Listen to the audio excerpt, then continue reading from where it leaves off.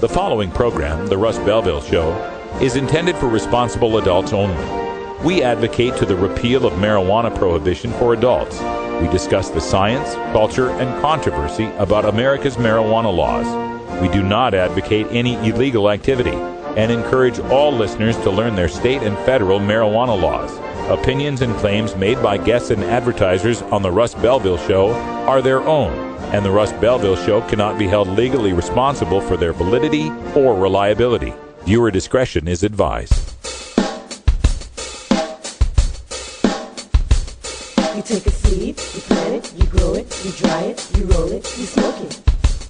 You take a seed, you plant it, you grow it, you dry it, you roll it, you smoke it, and it goes down smooth. Hey! Spanning the continent to bring you the truth about cannabis and marijuana law reform. I smoke pot and I like it a lot.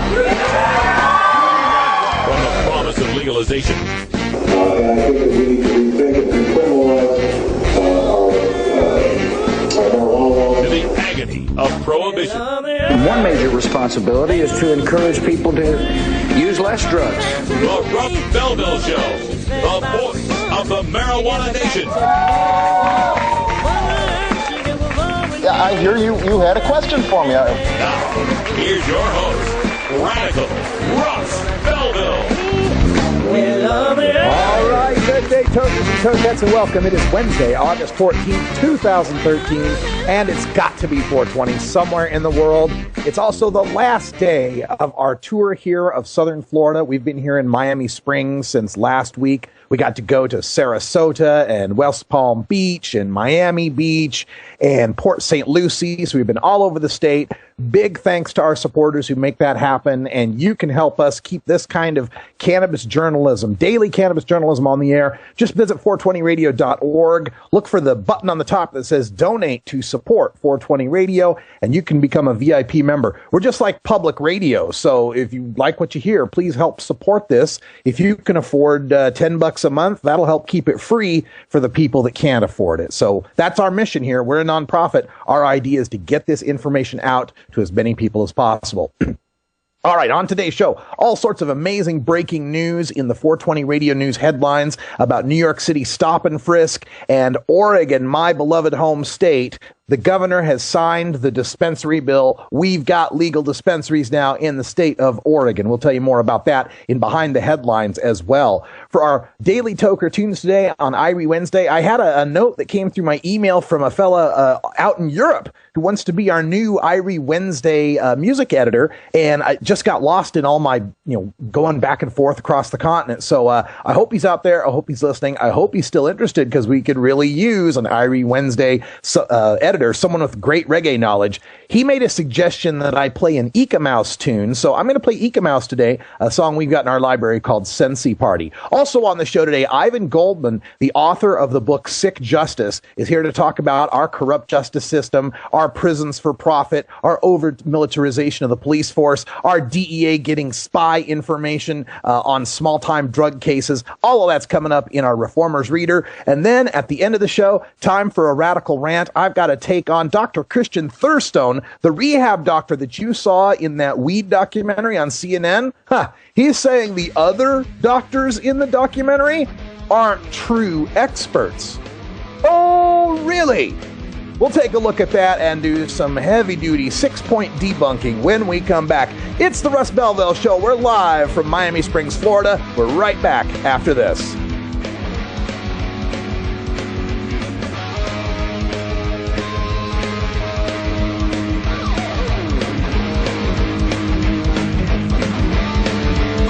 We'll be right back after these messages from our 420 friendly sponsors. Support these advertisers because their ad money goes straight to the Russ Belville Show. You're tuned into the Russ Belville Show, the voice of the marijuana nation. Cast your eyes up to the skies. What is it to live and die? The law offices of Omar Figueroa would like to remind you to stand up for your rights. Please do not give up your precious liberties. There's nothing wrong with standing up for our constitutional rights, and in fact, it's the only way to honor the Constitution that recognizes our natural rights. Treat law enforcement with respect and respect the Constitution by standing up for your rights. If you are detained or arrested, stand up for your rights by repeating, I respectfully invoke all my legal and constitutional rights. I do not consent to any search and seizure. I want to remain silent, and I want to speak to my attorney, Omar Figueroa.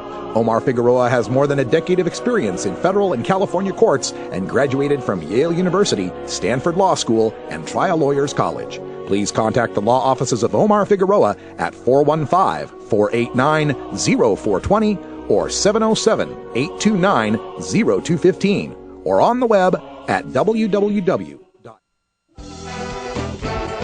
Everywhere you go in Washington State, things are greener than ever. Why? Because last November, Washington voters made adult recreational use of cannabis legal, which is why the High Times U.S. Cannabis Cup is coming to Seattle once again to salute Washington's historic victory. If you love cannabis, then get yourself over to the High Times U.S. Cannabis Cup on September 7th and 8th as the marijuana community gathers in force to celebrate our newfound freedom. Meet the businesses of the emerging cannabis industry. Learn about cultivation, topical oils, concentrates, edibles, and more. Sample dabs, buds, and delectable morsels of cannabis cuisine. Then rock out on Saturday night at our Smokin' Hot concert featuring Slightly Stupid and Redman. And of course on Sunday evening, we present the U.S. Cannabis Cups for the top indicas, sativas, hybrids, edibles, and concentrates of the great state of Washington. Plus, we honor professional traveler and outspoken cannabis advocate Rick Steves with the High Times Lifetime Achievement Award. Come to Fremont Studios on September 7th and 8th in Seattle for a historic celebration. Go to medcancup.com for details. Be part of the growing cannabis community.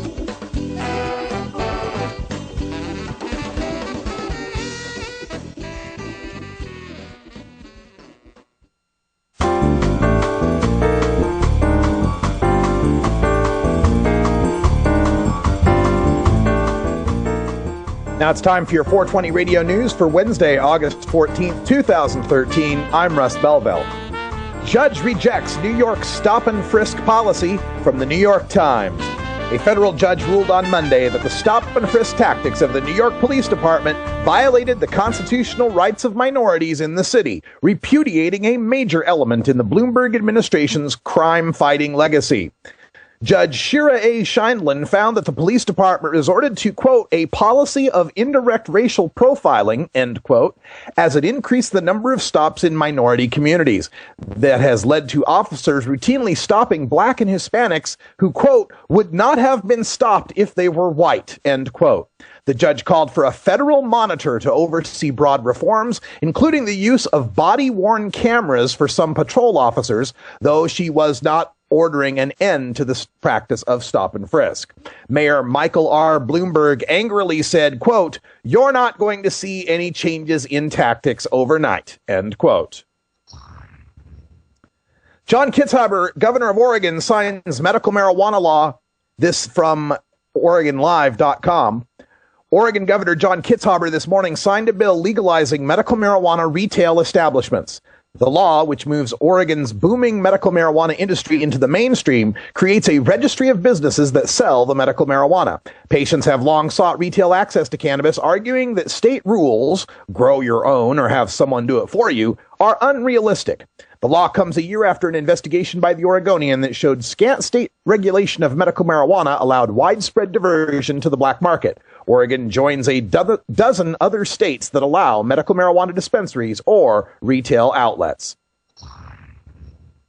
New York City Comptroller Liu wants marijuana legalized, from the Washington Post. New York City Comptroller John Liu is proposing a historic overhaul of the city's marijuana laws, believing that legalizing medical marijuana and allowing adults to possess an ounce of pot for recreational use would pump more than $400 million into the city coffers. The sweeping change, which would put New York at the forefront of a growing national debate over the use of the drug, calls for recreational marijuana to be regulated and taxed like alcohol and tobacco. Liu, the city's top financial officer, who is also running for mayor, commissioned a report that found that New York City has $1.65 billion in a marijuana market. If a 20% excise tax and the standard 8.875% city sales tax is imposed on pot sales, it would yield $400 million annually in revenue, Liu believes. Another $31 million could be saved a year in law enforcement and court costs. Quote, it is economically and socially just to tax it, Liu told the Associated Press in an interview Tuesday. High Times challenges Ole Miss to marijuana potency competition from the ClarionLedger.com. High Times reported this week that the University of Mississippi claims to have tested a strain of cannabis that registered 37% THC, or tetrahydrocannabinol, the intoxicating chemical in marijuana. That's a higher THC level than any they've tested. High Times said their lab tops out at 25.49% THC.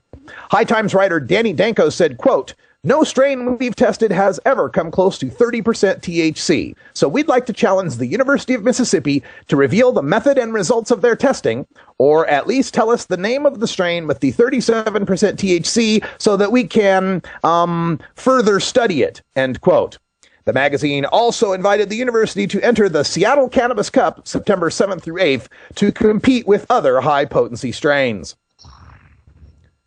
Panel discusses reforming marijuana laws in Missouri from the Rolla Daily News. John Payne, who heads the Association of Groups and People Who Believe that Cannabis or Marijuana should be legalized, along with St. Louis Police Sergeant and Tea Party spokesman Gary Wiegert and State Representative Paul Kurtman, Republican of Pacific, held a public forum about their views on marijuana reform August 8th at the Center in Rolla. In addition to Kurtman, State Representatives Keith Frederick, Republican of Rolla, and Jeff Pogue, Republican of Salem, attended to observe. Frederick promised to include questions about marijuana reform in one of his upcoming constituent surveys. Pogue said as of the end of the 2013 legislative session, he would not support changing Missouri's cannabis laws, but said he approaches the issue with an open mind and agreed to do more research on the subject.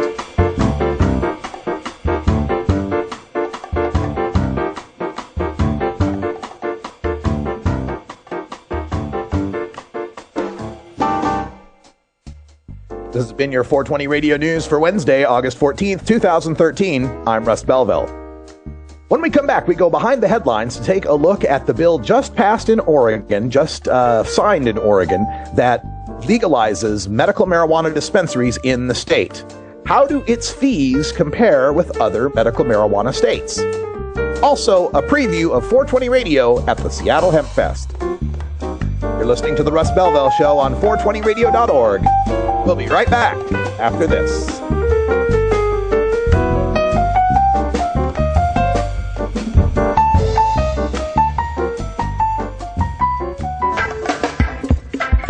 I'm Sub Cool from Team Green Avenger. At TGAgenetics.com, we are working on the leading edge of medical strains. Our strains are rigorously tested for THC, CBD, THCV, and other critical cannabinoids. Know your grow. Check out our genetic diversity at TGAgenetics.com, the home of Jelly Bean, Jack the Ripper, Vortex, and other award-winning cannabis strains.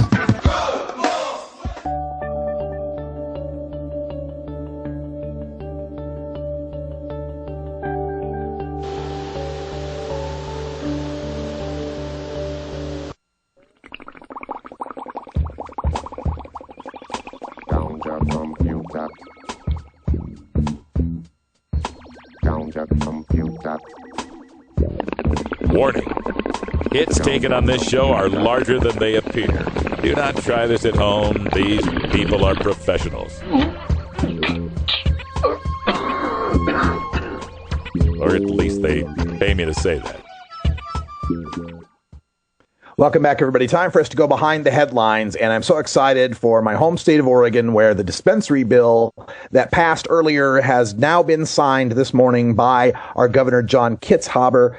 This means now that we will have medical marijuana dispensaries in the state. According to a report in the Oregonian earlier this month, the medical marijuana producers will be paid, state-registered cannabis growers, for basically expenses of doing business, including costs related to transferring, handling, security, insuring, testing, packaging, and processing usable marijuana and immature marijuana plants, and the cost of supplies, utilities, rent, or mortgage. So that basically means being able to set our own prices based on the market and the expenses involved. The people responsible for a medical marijuana facility must be an Oregon resident.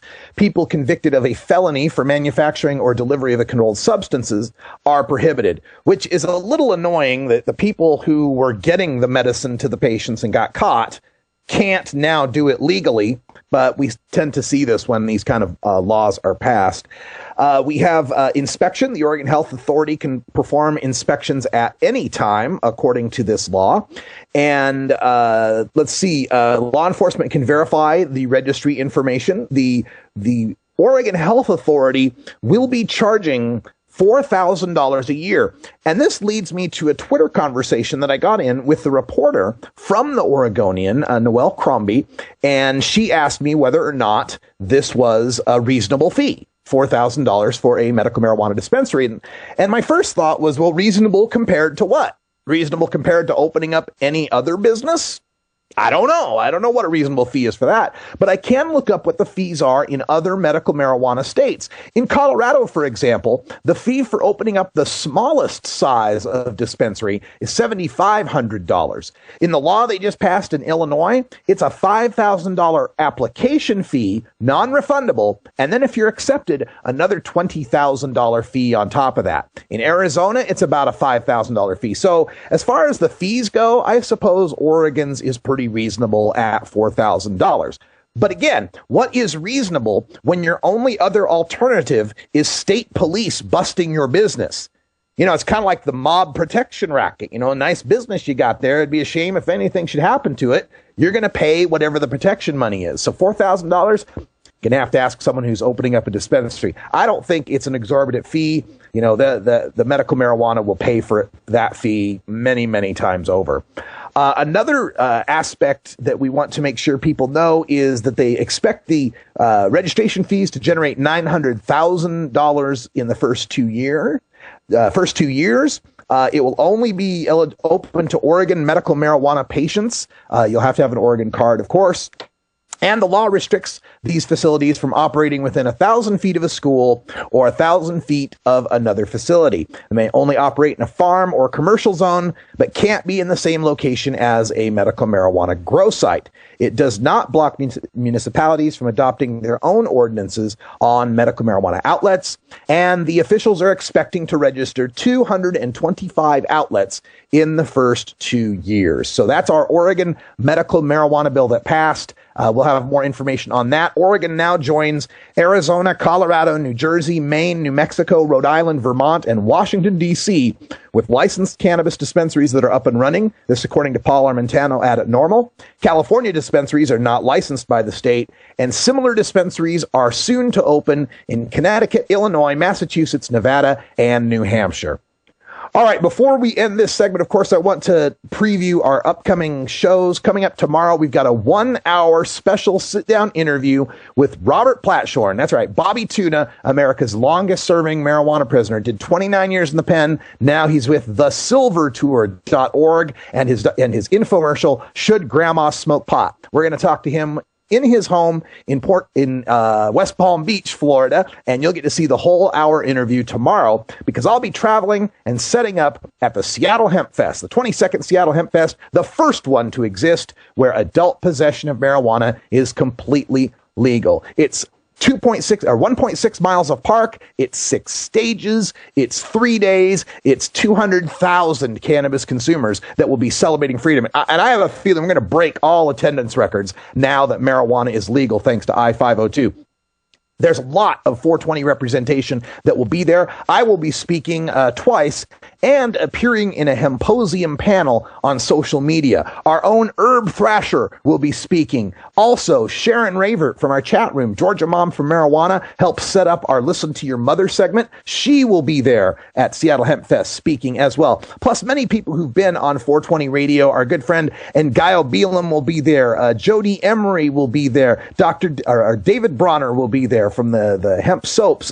Chris Conrad, Mickey Norris, Danny Danko will be there. We'll see Jody Emery, like I mentioned earlier, Rebecca Forbes, who's been on our show, the New Jersey Weed Man, Ed Forchion, Sarah Frank from Moms for Marijuana, Major Neil Franklin from Leap, Dale Geringer from California Normal will be there, Mike Gravel, the former Alaska Senator, who's been a guest on our show, Doug Hyatt, Allison Holcomb from the I-502 campaign. We've got so many people coming. Madeline Martinez from the world famous Cannabis Cafe will be there. Oh, we're going to have so much fun. Unfortunately, Robert Platshorn Hirschhorn won't be able to be there. His probation officer won't let him out of the state. But Lindsay Reinhart, our Idaho medical marijuana patient friend, will be there. We're going to have so much fun. We're going to bring you live coverage, at least audio coverage, as best we can get with our 4G T-Mobile wireless. If we can bring you video from Dab Central, we will. We got new posters. We got new stickers.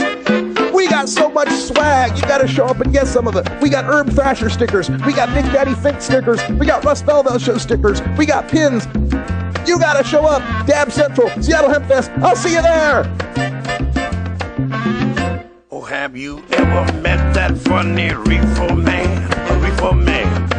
Have you ever met that funny reefer man? A reefer man. If he said he swam to China, he would sell you South Carolina. Then you know you're talking to that reefer man. What makes something funny? How does humor impact health and psychological well-being? How can you incorporate humor into everyday life? A concise, reader-friendly introduction to an important but often underappreciated topic in modern psychology, Humor 101 explains the role of comedy, jokes, and wit in the sciences and discusses why they are so important to understand.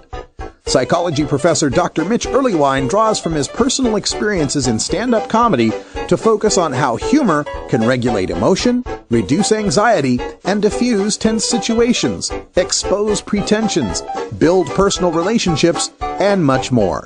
He irreverently debunks the pseudoscience on the topic of humor and leaves readers not only funnier, but better informed. It's part of the Psych 101 series from Springer Publishing, Humor 101 by Dr. Mitch Earlywine, Ph.D. Hi, this is Dan Michaels. If you're looking for professional voice talent for your commercial or podcast, I'm your man. Visit danmichaelsaudio.com for more information.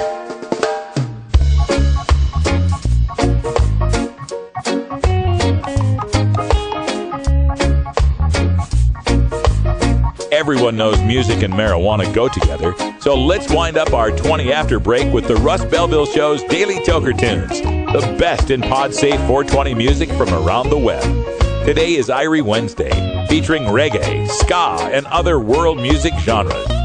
You can get downloads and more information about all our Daily Toker Tunes by visiting music.radicalruss.com. Now, sit back and enjoy your Daily Toker Tunes. Welcome back, everybody. Time for Irie Wednesday Daily Toker Tunes. And as you know, our good friend Brian the Red is on hiatus from the Irie Wednesday selection duties. And he has such an encyclopedic knowledge of reggae music. And I'm completely opposite. I know nothing about this genre, and I'm ill-equipped to be able to pick these tunes. So the position of Irie Wednesday music editor is open. I did receive an email from a fella in Europe who wants to do it, and I sure hope I can get back in touch with him. He thought that I was blowing him off. I've just been on the road and been so busy, I totally missed it. So if you're out there and if you're interested, would still really appreciate having an Irie Wednesday Daily Toker Tunes editor, and especially someone from Europe. That's part of the reason of 420 Radio is to take this legalization movement, not just nationwide or continent-wide, but global. We want to hear the voices of the entire marijuana global community on 420 Radio. So if you know someone overseas that wants to get a show on, wants to get a segment on, would like to be a music editor, by all means, send them my way. Send them to 420radio.org/contact, and we'll get them on board. This is Cannabis Community Public Radio, and we are providing a platform for people to be able to host their shows, to be able to record segments, to be able to promote events. That's what this is all about. We're kind of the NPR of POT. And if you can help us be a part of that, that would be awesome. We'd really appreciate it. So the guy who did want to be the Irie Wednesday editor did send me an email. And in that email, he suggested that if I was going to pull any tune up, that I had to pull up something from Ecomouse. And I say that's a pretty good idea. So here we go. Ecomouse with Sensi Party.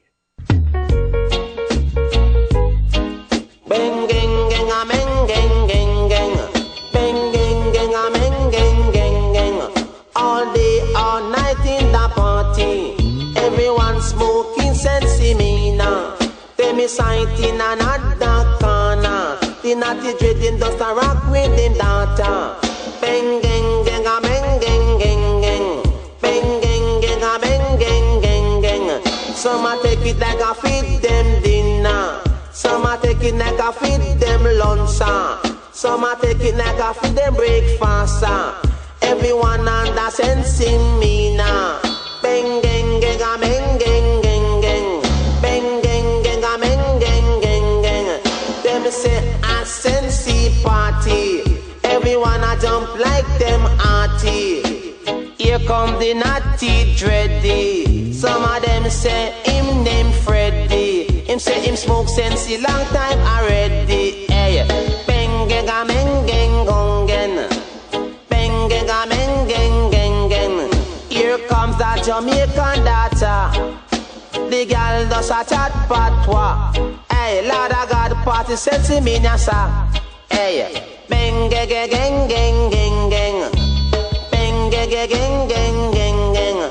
All day, all night in the party. Everyone smoking sensey me now. Bang bang bang bang bang bang. Bang bang bang bang bang bang. Some a take it, feed them dinner. The good sensey me now. Here comes that dreadlocks daughter. She just come in at the era. Bang gang gang gang gong gang. Bang gang gang gang gang gang. They me sight in another corner. The naughty dreading doesn't rock him daughter. Hey, bang gang gang gang gang gang gang. Bang gang gang gang gang gang gang.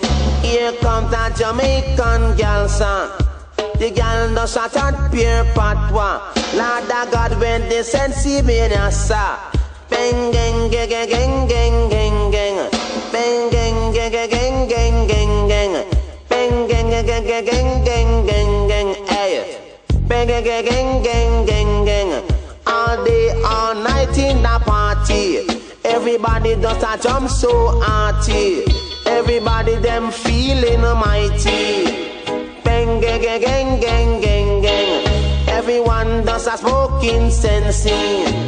Bang gang gang gang gang sensey. Bang gang gang gang gang sensey. Bang gang gang gang gang gang gang. Hey, bang gang gang gang gang gang gang. My girlfriend thinks that I smoke too much pot, which is crazy because I think, on the other hand, that I don't smoke enough pot, because if I did, I would be finished, and I'm not. Look. We all have our vices in life, you know. I like to smoke a little weed. She likes to feed the baby. Different strokes for different folks, I say, huh? I'm like, look, get off my back. Isn't that your baby crying? Sorry, our baby. Blow a little weed on it, it'll sleep. Don't hiss, I'm just kidding. Like, I really have a girlfriend. Just a baby, it's weird. Hey, this is Willie Nelson for NORML. And if you're one of the 26 million Americans who smoked marijuana last year, you need to get involved in the drive to legalize marijuana. We need your help to stop the senseless arrest of more than 800,000 Americans each year on marijuana charges. Together, we can end marijuana prohibition and stop the arrests of marijuana smokers. To learn what you can do to help, contact NORML at NORML.org or call toll-free 888-67-NORML. The best weapon you can have in the Prohibition War is your mind. Fill your head with the knowledge you need by checking out this latest entry in the Russ Belville Show's Reformer's Reader.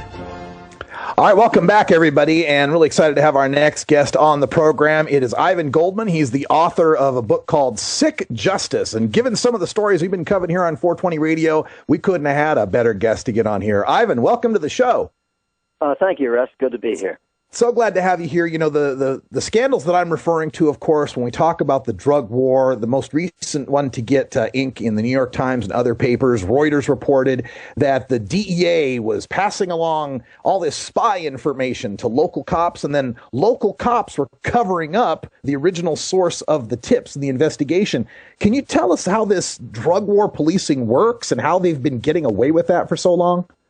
Well, some of this, a lot of this comes from the Patriot Act, which was passed very quickly. And another thing that's going on in that Patriot Act, by the way, is it allows the feds to do what they call a black bag search. That's when they go into your home and look around, open your drawers, your medicine cabinet, look for stuff, see what you got, and then cover it all back up again so you don't know they were there.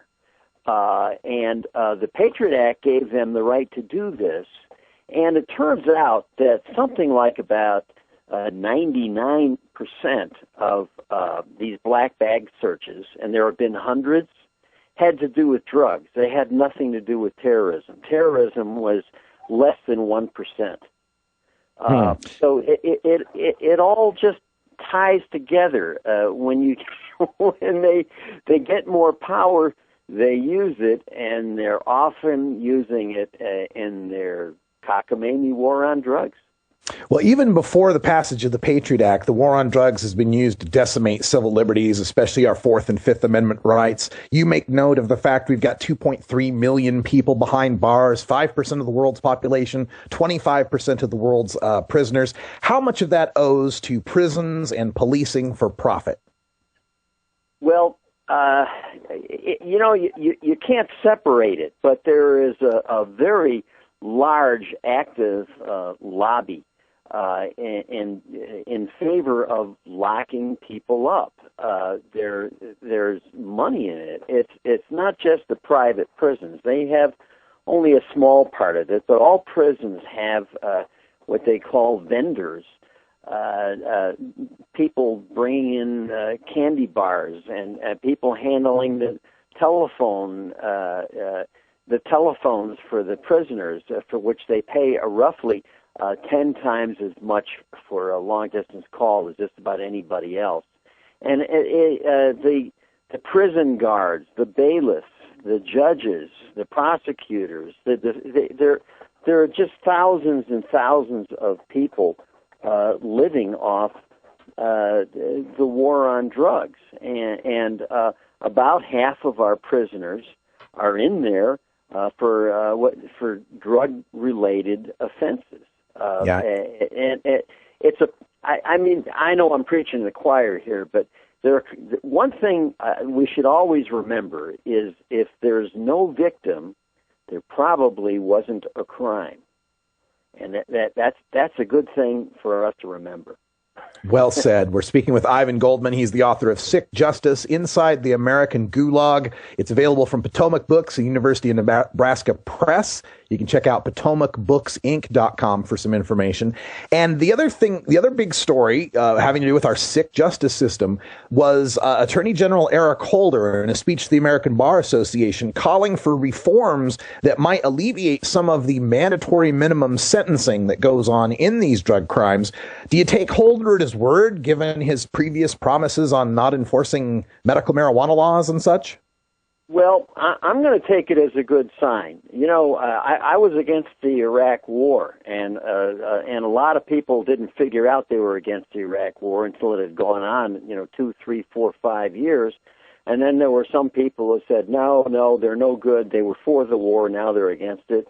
And I said, and I say now, if you want to join my side, you're welcome. And if Eric Holder really means it, that's great. But I would point out that, he's been the Attorney General for 5 years. During the 5 years, he's prosecuted thousands and thousands of people in the war on drugs, and 2 bankers. And the 2 bankers he just charged, I think it was today or yesterday, for bringing down the world economy and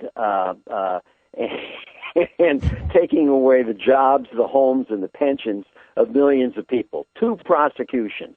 But in the war on drugs, untold thousands. I'm coming to you today. I'm on tour. I'm in Miami Springs, Florida, and just a couple of miles away is the Miami-Dade Correctional Facility, their county jail. And there was a story that came up on the local news where the guards apparently allowed these doors to simultaneously open in the maximum security unit, so 3 gang members could go attack one of their enemies. He jumped off a balcony so that he could save himself, breaking his back and his ankle in the process. And that just leads me to ask, how much can you tell us about the corruption that this over-incarceration and this drug war has wrought inside our prisons and inside our police forces? So, again, it's you can't measure it, but it's just huge. You take somebody who's nonviolent and hasn't committed a crime that has any victim, and you put him in prison with psychopaths, and he learns all the wrong lessons. He learns how to survive through violence and lying and just he doesn't learn how to survive by doing nice things.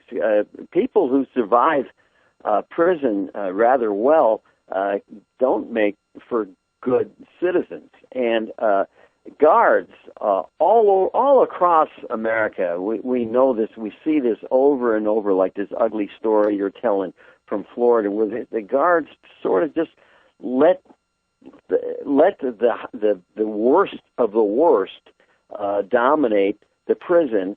And why? Because they figured that will make the guards safer. If we throw them, a bone, someone to pick on, someone to beat up, someone to rape, they won't bother us so much. And that's how it works. Yeah, that's just obscene.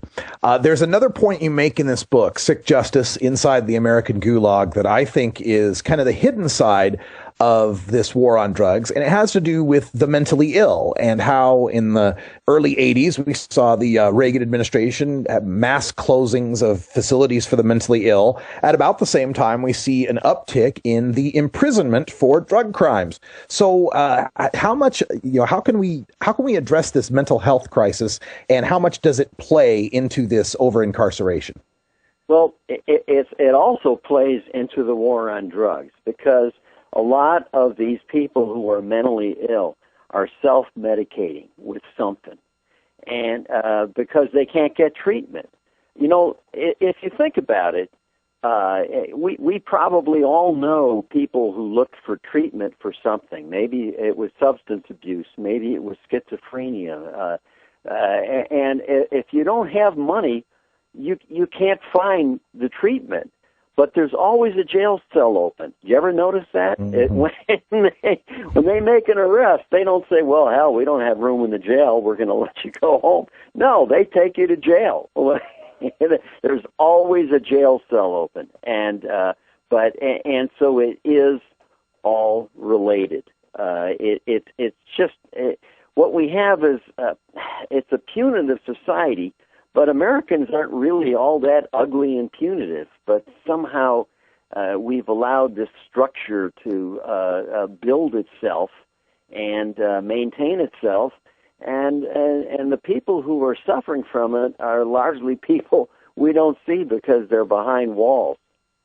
Yeah, it's just a shame, the warehousing of so many mentally ill people, poor people, so many minorities that is now just becoming clearer and clearer to even people in the mainstream. Some of these racial disparities were just pointed out today in a decision by a New York federal judge on NYPD's practice of stop-and-frisk being disproportionately and constitutionally unfair to minorities. Tell us what you've learned in researching your book about this racial disparity in our prison systems. Well, the blacks and Hispanics are way overrepresented in prison. Now, a lot of people would say, well, they have more criminals. But as you know, in the stop and frisk, the good thing is we have a lot of good statistics, and we know that minorities are no more likely to be smoking marijuana than anybody else. It's pretty much throughout our culture, but blacks are something like 8 times more likely to be pulled over on suspicion of drugs than whites. So clearly, there's something wrong there. And there's a lot of racial discrimination in the whole system. All right, we've got to wrap up, but the book again is Sick Justice Inside the American Gulag. And one last question, Ivan Goldman, as you were researching the book, I mean, you and I and a lot of our audience are pretty well educated on this issue of drug war and imprisonment. Did you find any statistic or study or story that really caught you by surprise or shocked you? Yeah, Atiba Parker. What's Eric Holder going to do about Atiba Parker? He's doing time in Mississippi. He's doing 42 years for a very, very small quantity of drugs. It was crack, which I admit, about as much as you would find in a sugar packet. He's doing 42 years, and he is mentally ill. He's been diagnosed as mentally ill. So what are we going to do about guys like him? He's in his 20s. I'm not going to do the math, but he's going to be there a long, long time. He's not a dangerous guy. And I want to say one more thing. I'm talking about Atiba Parker because this is one of many, many people who was drawn into committing what authorities call a crime. In other words, he was a guy who was doing drugs, self-medicating, and he ran into a police informant who coerced him, who bugged him, who said, come on, sell me some stuff. I need marijuana. I need crack. I'll buy all you've got. And another thing they do is they make sure the sale occurs within 2 blocks of a school. That makes it. That means they can put them away for longer. So somebody ought to ask Mr. Holder what he's going to do about Atiba Parker, because we have a lot of Atiba Parkers. We have, he's just one guy I know about. But when you have 2.3 million stories, there are a lot of stories like Atiba Parker. Yeah, too many. And thank you for telling us the story of Atiba Parker. The book is Sick Justice Inside the American Gulag. The Russ Belville Show. Chat is for friends 18 and older. Automation software went crazy on me there. Sorry for the blast of sound there, Ivan, and thanks for joining us. All right, when we come back, we'll have time for a Radical Man. We're going to take a look at the latest reaction. This is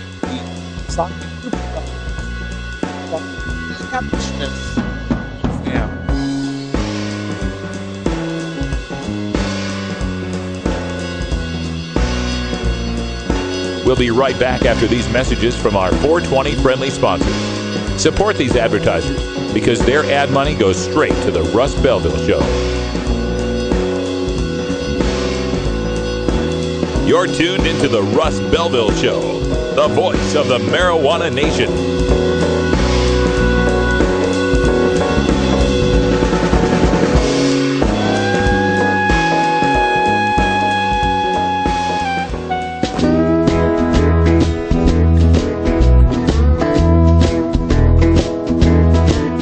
The Russ Belville Show. Chat is for friends 18 and older. We expect our chat to be civil, mature, and free from excessive profanity. If you don't like these rules, there are approximately 6 billion other chat rooms with lower standards that you can visit.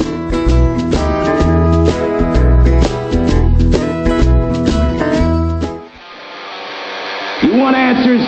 I'm as mad as hell, and I'm not going to take this anymore! You want answers? You have offended my family. I think I'm entitled. You want answers? I want the truth! And you have offended a Shaolin temple. You can't handle the truth! Surely you can't be serious. I am serious. And don't call me Shirley. Radical Rant. All right, folks. Well, the rehabitionists are just losing their minds over the CNN Dr. Sanjay Gupta weed documentary. I already did a rant on prohibitionists furiously spinning Dr. Sanjay Gupta's weed. I tackled the bleedings of social policy PhD Kevin Sabet and Project Sam. They were responding to the neurosurgeon, Dr. Sanjay Gupta. And if you've been following my rants for a while, you know that Kevin Sabet is the Joker to my Batman. If only I had Bruce Wayne's bank account.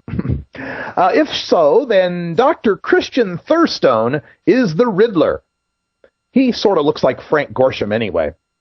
Dr. Thurstone is one of the Denver area's leading rehab businessmen and an opponent of both Colorado Amendment 64, legal weed, and 20, medical marijuana.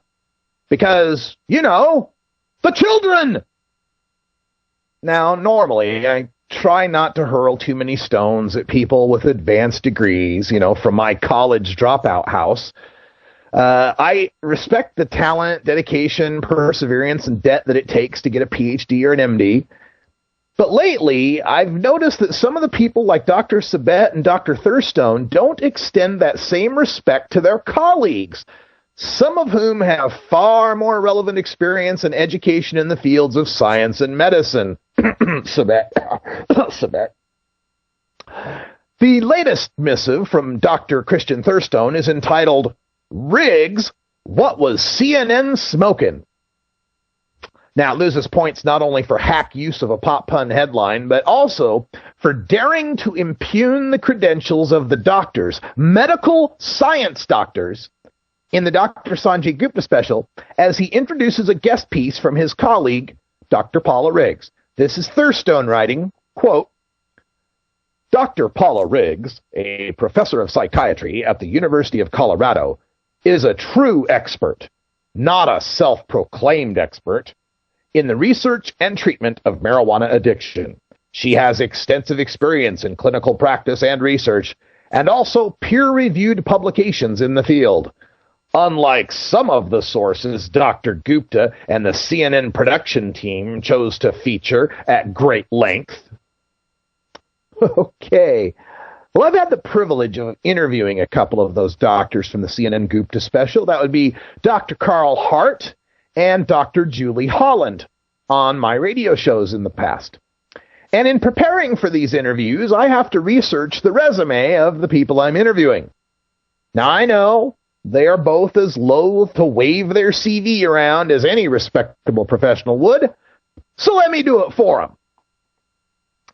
Dr. Carl Hart is an associate professor of psychology in both the departments of psychiatry and psychology at Columbia University, and director of the Residential Studies and Methamphetamine Research Laboratories at the New York State Psychiatric Institute. A major focus of Dr. Hart's research is to understand complex interactions between drugs of abuse and the neurobiology and environmental factors that mediate human behavior and physiology. He is the author or co-author of dozens of peer-reviewed scientific articles in the area of neuropsychopharmacology, co-author of the textbook Drugs, Society, and Human Behavior, and a member of the National Institute of Health Review Group. Dr. Hart was recently elected to fellow status by the American Psychological Association, Division 28, for his outstanding contribution to the field of psychology, specifically psychopharmacology and substance abuse. In addition to his substantial research responsibilities, Dr. Hart teaches undergraduate and graduate courses and was recently awarded Columbia University's highest teaching award. Dr. Julie Holland is a board-certified psychiatrist in New York City. As an undergraduate at the University of Pennsylvania, Dr. Holland majored in Biological Basis of Behavior, a series of courses combining the study of psychology and the neural sciences, with a concentration in psychopharmacology, or drugs and the brain. In 1992, Dr. Holland received her medical degree from Temple University School of Medicine, where she performed research on auditory hallucinations, extensively interviewing nearly 100 psychotic patients. In 1996, she completed a psychiatric residency at Mount Sinai Medical Center, where she was the creator of a research project treating schizophrenics with a new medication, obtaining an IND from the Food and Drug Administration. In 1994, she received the Outstanding Resident Award from the National Institute of Mental Health. From 1996 to 2005, Dr. Holland ran the psychiatric emergency room of Bellevue Hospital on Saturday and Sunday nights. Wow. A liaison to the hospital's medical emergency room and toxicology department, she is considered an expert on street drugs and intoxication states and lectures widely on this topic. Those are a couple of the doctors that rehab owner Dr. Christian Thurstone claims are self-proclaimed experts, not true experts.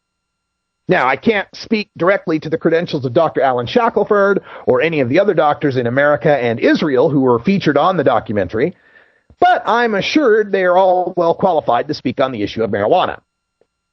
So I was just curious what Dr. Thurstone's true expert, Dr. Paula Riggs, had to say about the CNN Sanjay Gupta special. Here are some of her complaints. Number 1.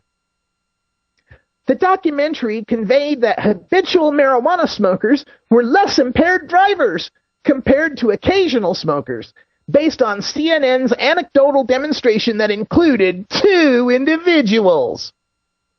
Oh, well, yeah, okay, let's not say that pot-smoking drivers who have experience are better drivers than pot-smoking drivers who have little experience, unless we have some studies to back that up, right? You know, like D'Souza et al. 2008, quote, frequent users of cannabis are either inherently blunted in their response to and or develop tolerance to the psychomimetic, perceptual altering, amnestic, endocrine, and other effects of cannabinoids, end quote. Or Remakers et al. 2009, quote, THC did not affect the performance of heavy cannabis users except in the stop signal task. Cannabis use history strongly determines the behavioral response to single doses of THC, end quote. Or Dr. Carl Hart et al. 2010, quote, frequent marijuana users may show fewer behavioral signs of disruption during intoxication than infrequent users, end quote. Or Raymakers again, et al. 2010, quote, heavy cannabis users develop tolerance to the impairing effects of THC on neurocognitive task performance, end quote. Sure, CNN only showed 2 examples. It's not like they had an entire week to show all of them. But the science backs them up on this. Experienced cannabis consumers develop tolerance to the impairing effects of THC. She continues, the documentary clearly promoted the use of smoked medical marijuana and did not mention alternatives, such as synthetic THC. Yeah, because Marinol pills are not an alternative for that 19-year-old guy who'd have to swallow them while he's having diaphragmatic seizures and have to wait 45 minutes, the digestion time it takes for them to take effect. And they don't work. Besides, the show is called Weed, not Pills. Marinol's already legal. It doesn't need a documentary. Paula Riggs continues. The documentary did indicate that marijuana is addictive, stating that 9%, or 1 in 11, of individuals who smoke marijuana progress to addiction or dependence. However, CNN did not distinguish between adults and adolescents, who have been shown to have greater vulnerability to cannabis addiction. Oh, my. Well, look, folks, first, that 9% statistic from National Institutes of Drug Abuse actually does include all pot smokers from age 12 to death. And the stupid 1 in 6 adolescents get addicted statistics, that comes from rehabilitationists adding together percentages from separate youth groups. Don't have time to explain the math as to why you can't add percentages of groups, but just suffice to say, it's junk science, junk statistics. And besides, these addiction statistics are so easy to debunk if you just think about it. In 2011, the National Survey on Drug Use and Health said there were 108 million people who admit that they have tried marijuana. 61.7 million of them tried it before age 18. So 1/6 of them, or about 10.2 million, should be marijuana addicts. Or just take NIDA's original 1 out of 11 stat against the 108 million and you get 9.7 million marijuana addicts. Okay, so If there's supposed to be somewhere between 9.7 and 10.2 million marijuana addicts, how come that same National Survey on Drug Use and Health tells us that there are only 3.4 million aged 12 and older who admit to smoking pot every day of the month?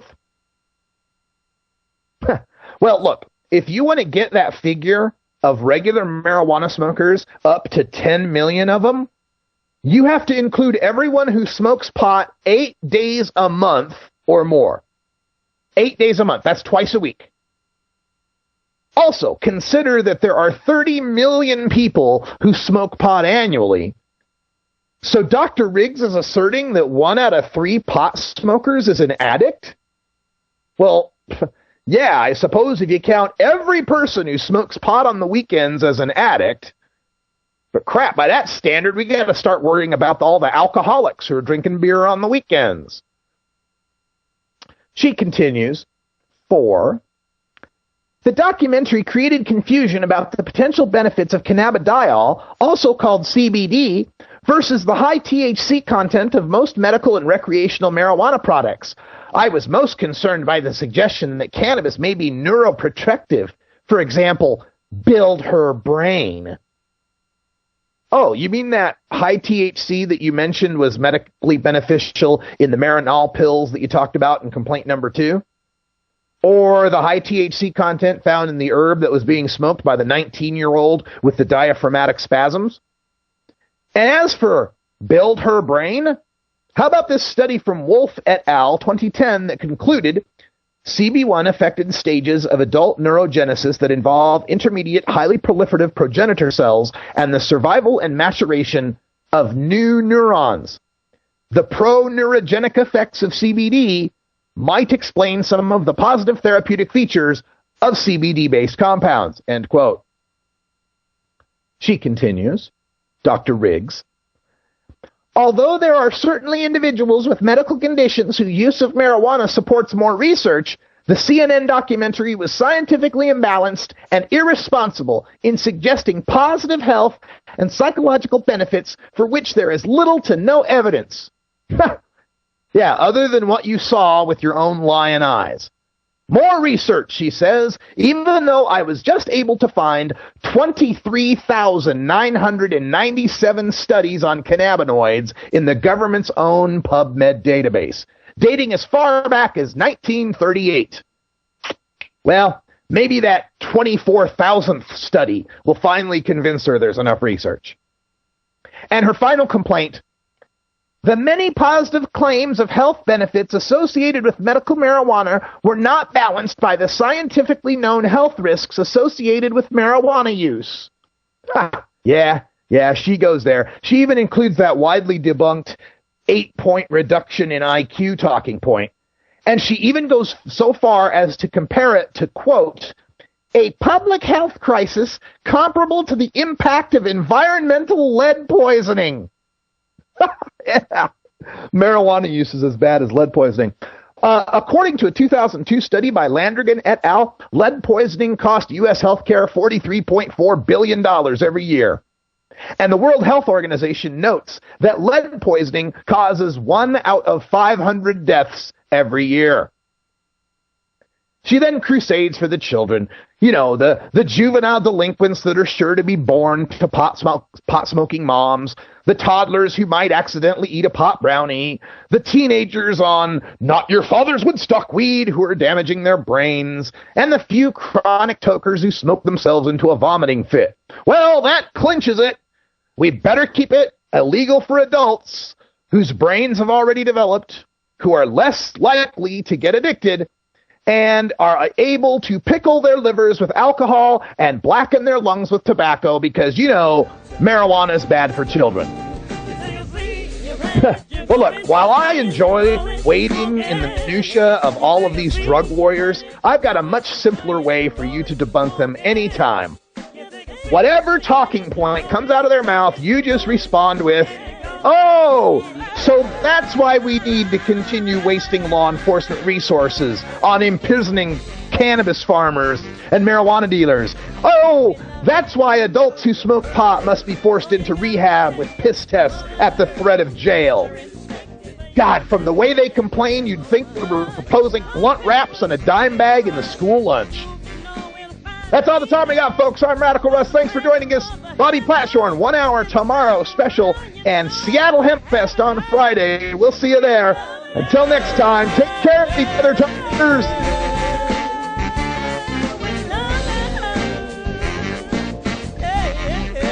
This is the Russ Belville Show. The Russ Belville Show is blogging and podcasting daily at radicalruss.com. You take a seed, you plant it, you grow it, you dry it, you roll it, you smoke it. You take a seed, you plant it, you grow it, you dry it, you roll it, you smoke it. You take a seed, you plant it, you grow it.